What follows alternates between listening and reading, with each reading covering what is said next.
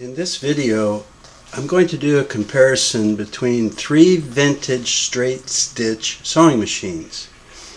Now, I'm not going to do any type of sewing in any part of this video, so if you came looking for that, I'm sorry, but you won't see it here. Now, going from the right to the left, we have a Singer Model 221. The featherweight.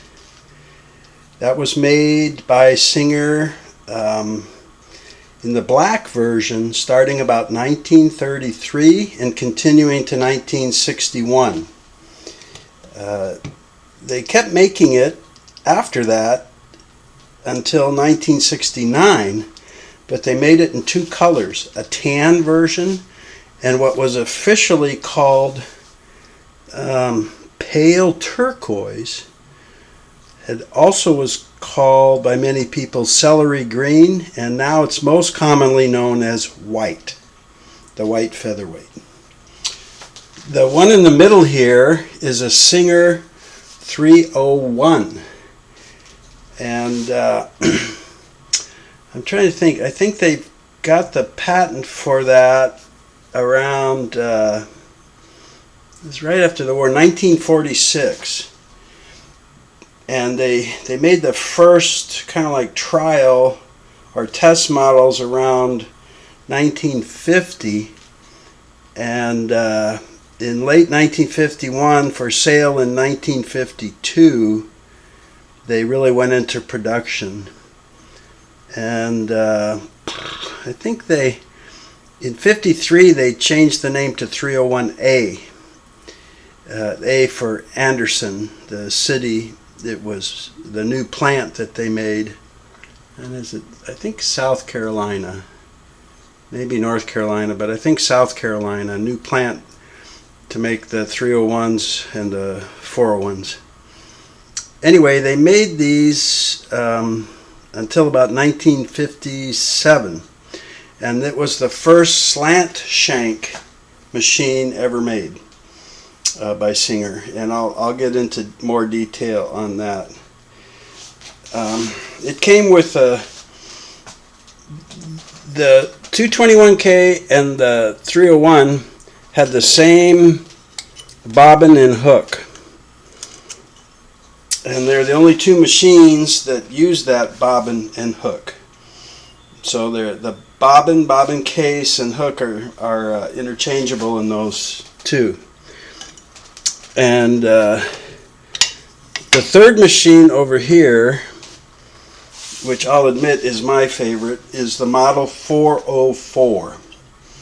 And they made that from about 1958 to 1963. It's in the family of the 401A, the machine with all the fancy built-in stitches and knobs, and the 403A, which is straight stitch like this but adds zigzag, and the 404. And it was like the least expensive model, and because it only did straight stitch. But what a straight stitch! It's a heavy-duty model, which I'll also get into when I kind of look at these individually. So I want to compare the mechanical structure and things like that, size of the machines, and give some information about that. But the featherweight, about 11 pounds. The 301, the 301A, is about 16 pounds. The 404 is about 22 or 23 pounds, I believe, that range. Let me get this lined up, and we'll start with the 221 featherweight first. I'll give you a little more info about that.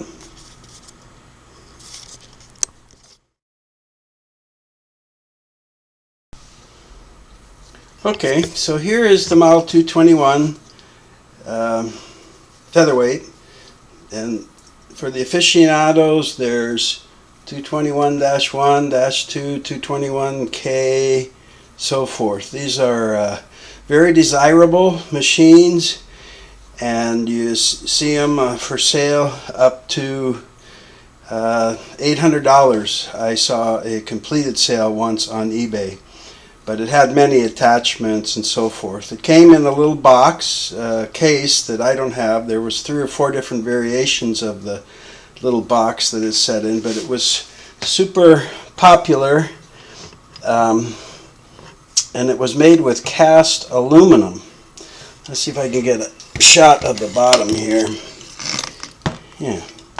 So instead of cast iron, it was cast aluminum.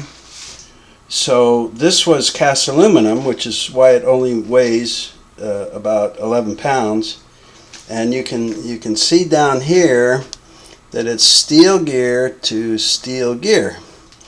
So the upright shaft comes down and turns the with the gear on the end, turns the gear for the hook rotating shaft. And so they eliminated the belt under here, the timing belt that usually ran the hook, with a couple pulleys. See if we can get a closer look at this hook and bobbin setup. So this is a vertical oscillating hook. So it doesn't go around in circles. It kind of ticks-tocks back and forth and grabs the thread and drops it off.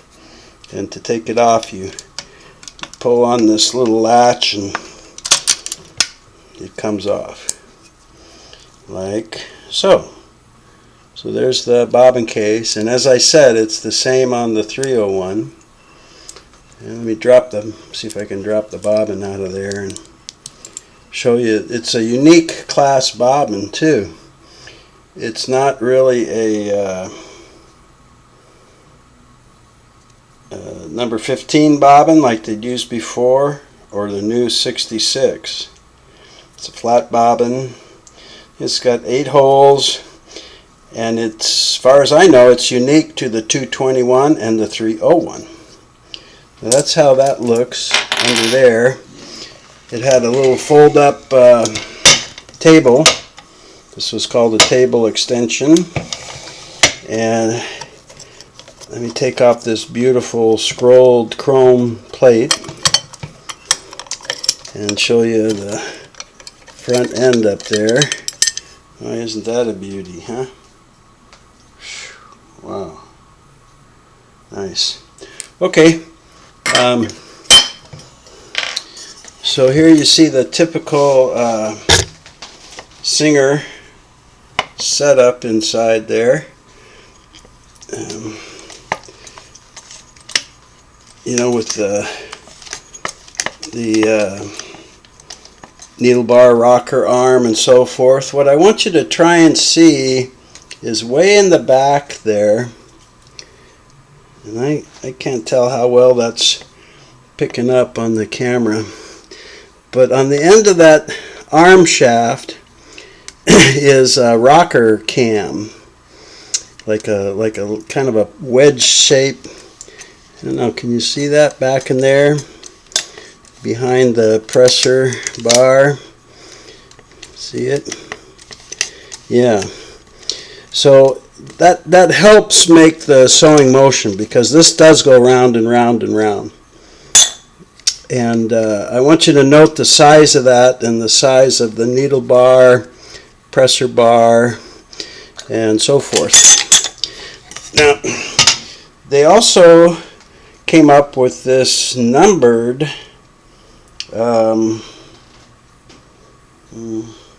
tension unit from 0 to 9. So as you set the tension on your upper thread, you could easily, you know, see what you were doing with the number. Before, you just kind of did it until your tension felt good. So that was nice. They put the light up front here.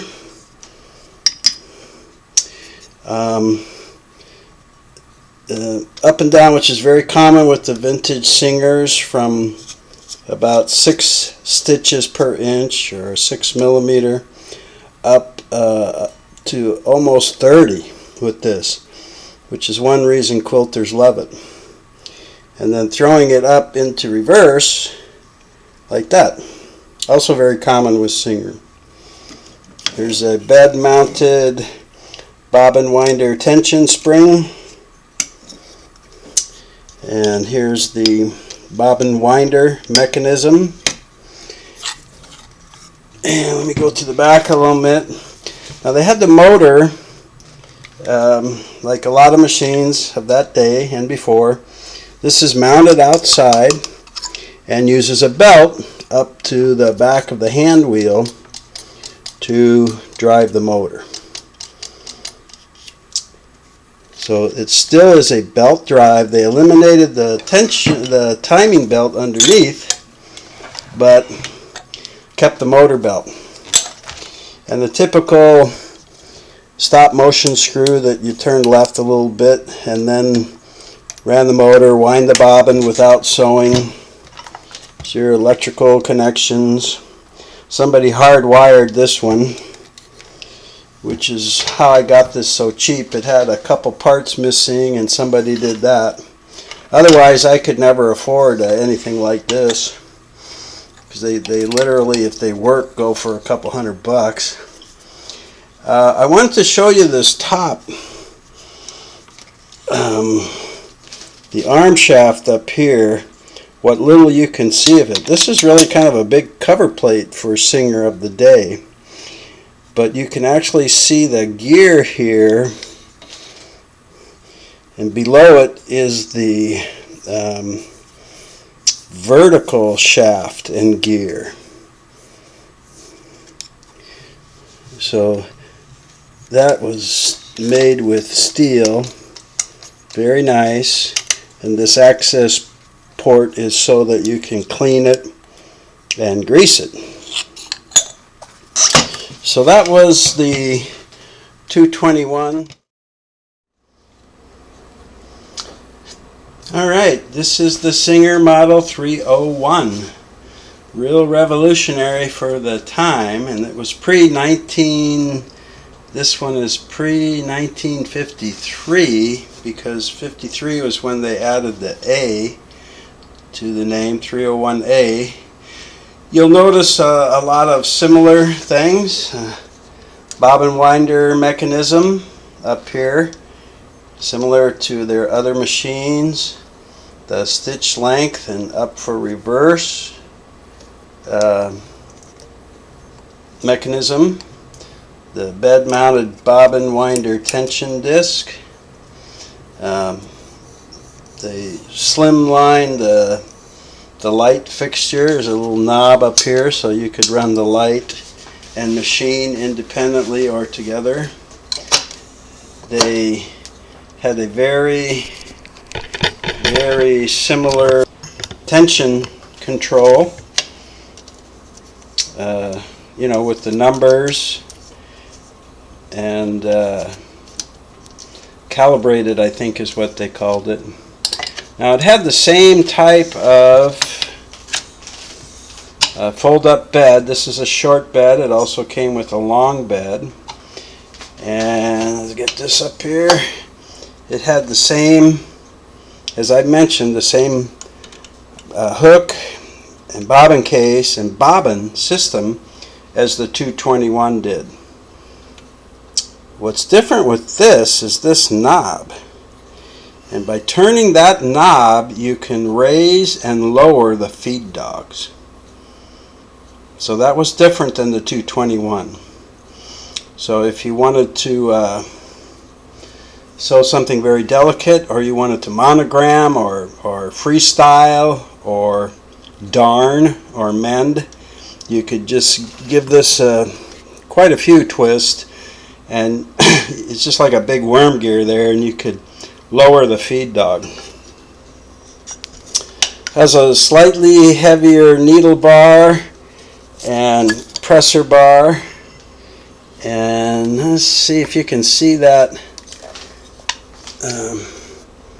needle bar rocker cam back there that I talked about in the other, it's about the same size as the one in the featherweight.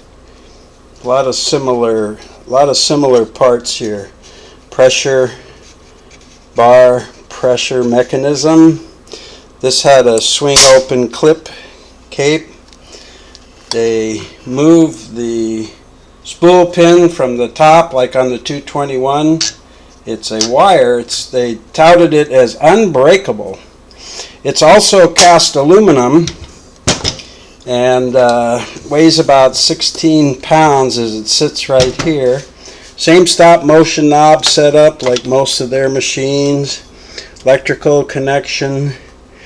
This was the unbreakable wire metal spool pin for when you wind your bobbin. And there's a couple of more unique things with this. It's got a flip up handle. This is the only machine that Singer ever made that can be portable and had a case you could put it in, little carry case, or it could be cabinet mounted. And in the cabinet, actually what you mounted what was called a cradle. This heavy metal frame that you mounted with the hinges into the cabinet, and then this clicked in.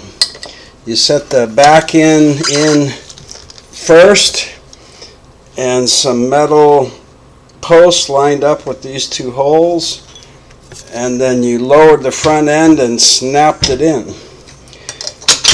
Oop. And this is the other thing. Forgot I took the screws off of that. Now look at this cover plate. That's an arm cover plate. Instead of that little access hole, they opened up the whole top so that you could get in here and clean and oil. And it's hard to see from the other one, but this has a lot bigger arm shaft. Much bigger. It's steel. Still has the metal gearing,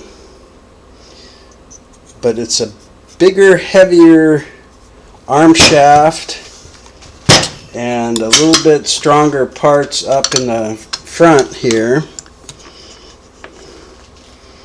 So about 5 pounds more than the featherweight. But the other important thing was this was the first ever model of the slant shank. They called it slant needle, but the needle is straight.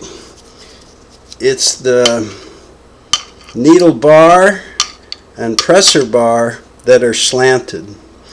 So instead of having a lower straight shank, they moved it forward a little bit over an inch, and it's a little bit higher. And they did that, and they stayed with this. It was very successful for them for generations of machines, because when you got up here to look down to sew, you could see your work a lot better. So this was the very first slant shank model. The other thing you might have noticed is, where's the motor? There's no motor on the back of this. And what they did was make a whole new type of motor, and they put it internal.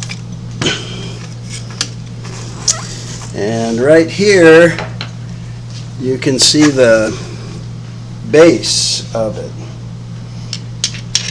And it's a vertical motor. Sits right here, and the main shaft goes up to the hand wheel, and a worm gear on it meshes with the gear on the hand wheel. So now there's no more belts. They had already eliminated the timing belt down here with the pulleys on the 221. This, they went to a new PA style motor. And not only that, where the featherweight had about a 0.4 amp, this has a 0.53. So they increased the power of the motor I guess that's about 25% or more, right? They went the rocker arm and rocker lift arm for the feed dogs. Very nice heavy metal, solid steel, hook rotating shaft, all metal gears, no more belts. Very, very nice. Now with the early models of these, I can't remember. It wasn't too long. I think the first couple years, this little silver tube here is to put motor lube in. These early PA motors had to have a lube. They later did away with that. Thank goodness. And you can actually change this out for one of the earlier motors if you wanted, and not have to lubricate it. You only have to do the lube about once a year, so it wasn't too bad. So that's the Singer Model 301A. Now, a lot of people started calling this the big sister to the 221K, the featherweight. And it's actually a different generation, but you can see why people called it that. But if this is the big sister to the featherweight, the next machine I'm going to show you is the big brother, the Singer Model 404 heavy duty straight stitch. Let's take a look at it. Oh yeah, the big brother. The big brother to the 221 and the 301. Now, they started making these and they continued from about 1958 to 1963. In my opinion, most of the Singer machines started going downhill after that. They started incorporating more plastic parts, and the competition from Japan and other parts of Asia was fierce, and also Europe, as and Husqvarna. Anyway, this is still the cast aluminum. You can see it's still got a light up front, and has a switch, can be controlled separately, has the sliding scale, lifting up and down for the stitch length and reverse, bobbin winder mechanism, bed mounted bobber winder tension, numerated upper thread tension guide, still made out of metal, a swing open door. So let's talk about some of the things that were different. Let me show you the top first so I don't drop this off. Same thing, big old cast aluminum, full arm cover plate, and the same kind of stuff you see in the 301, except they did this tripod type casting, which they found out as they went to a bigger machine kept the machine from vibrating as much. So they found by doing a cast aluminum with these tripod systems, which are also through the whole machine, it gave it the strength to stop the vibrating, and they didn't have to do those black, those iron horses anymore. Up here you may be able to see the top worm gear from that internal motor right there, as it meshes with the hand wheel gear, turning the arm shaft, still solid steel meshed gears on the arm shaft and the upright shaft. Nice, heavy duty, even stronger than the 301. This model was marketed and made as a heavy duty straight stitch. So if we open this front end up, and we'll take a look in there. When you have the lid on, that swings open. Without the cover plate, you can swing it open and lift it off, these little pins. So the needle bar and the pressor bar were made heavier, more reinforced, stronger, more powerful. Thus the heavy duty. But look at that arm shaft crank cam. Look at that needle bar crank. It is thick, man. It's about 1 inch thick, and it's about twice as big as the 301. If you can see it back in there. Let's see if I can turn this in. Look at the size of that. What a brute. So this is where we get into the aspects of the heavy duty. Okay, I'll try and give you a better look at this needle bar crank, arm shaft cam. It's really about twice as big, and it's almost 3/4 of an inch thick. Let's see if I turn it here, you can see. So that helps keep the motion going, the arm shaft turning, which does the needle up and down movement. So that's a lot better view of it there. Thanks for your patience. So, you know, it weighs about 6 more pounds than the 301. It's got a bigger arm, heavier materials. Now, let's go underneath here. They took that P8 motor and made a new one here, and they went from a 0.53 amps to a 0.7 that will peak up to almost 1 amp. So they increased the power on that. Still the same gearing system to drive the hook, but look at how this is all beefed up. And look over here. Here's a set of gears for the hook. That's unusual. We didn't see that on the others. Still heavy steel rocker lift and feed rocker arms for the feed dogs. But what all this heavy duty stuff up here is for their new front drop-in rotary hook with class 66 bobbins. So instead of this hook and bobbin holder being hidden under here and you got to go diving around for it, you slide this open and you drop in your bobbin.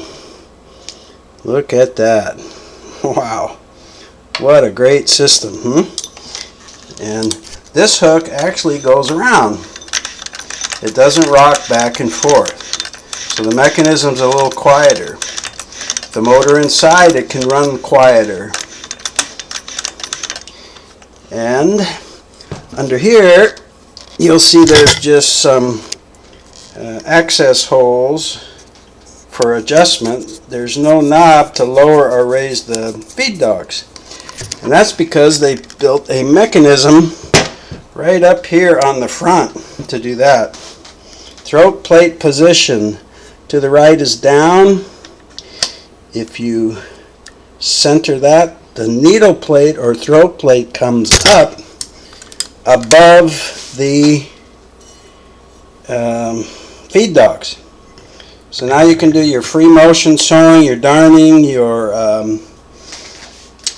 what's that when you make letters and stuff, I forget. If you push it all the way left, it raises the control pins here enough that you can take the cover plate out to get in there and clean the feed dogs and delint, clean and oil. So that was a very easy control right up there on the front. Up and unlock and down. So all these heavy duty manufacturing process heavier steel shafts, heavier, bigger needle rocker cam or arm shaft cam, heavier, thicker pieces all through the presser bar and the arm bar. Still the inside motor, but more powerful, and the amazing front drop-in rotary, horizontal rotary hook, and class 66 bobbin system. Yippee! So this one I'm actually going to restore as my next project. Haven't decided what kind of videos I'll do, but it is by far the most favorite of my machines that I've ever worked on. It's beautifully designed, it's strong. It actually came with a couple different cases if you wanted to lug it around, but in my opinion this was to be put in a bench or cabinet and sew its heart out. Really made for endurance and strength. So you'll probably be getting a closer look at that if you tune in later.